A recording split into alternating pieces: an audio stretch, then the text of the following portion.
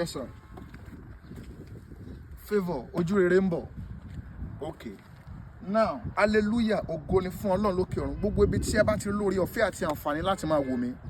Gbólóhùn àdúrà l'Olúwa ní kí n sáré sọ. Kí dẹ̀ ni gbólóhùn àdúrà yẹn? Fún iye ẹ̀yin tí ẹ gbàgbọ́ tẹ́ ẹ ṣàmì. Ìpè ayọ̀ kan tí ó mú ojúrere bá ọ. Ìpè ayọ̀ kan tí ó mú kí iṣẹ́ rẹ ó tán. Ìpè ayọ̀ kan tí ó sọ ọ̀rọ̀ rẹ dayọ̀. Ní orúkọ Jésù lọ gba ìpè ayọ̀ yẹn.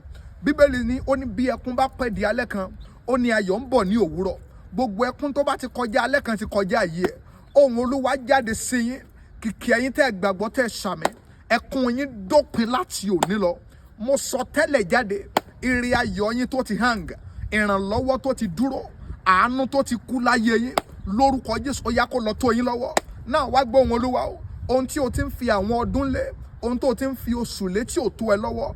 Bí o ti ń gbọ́ àdúrà yìí tó ń ṣàmì tó ń ṣe ẹ̀ kó lọ tó ẹ lọ́wọ́. Now ìrànlọ́wọ́ tí ó mú ẹ kúrò níbi tó wà lọ síbi tó yẹ kó wà. Bí o bá ti ń ṣàmì báyìí tó ń ṣe àfídíò mo sọ tẹ́lẹ̀ lọ gba ìrànlọ́wọ́ yẹn kí ó tó pé 7 days ìwọ́dà àmì méje ni kò ṣe.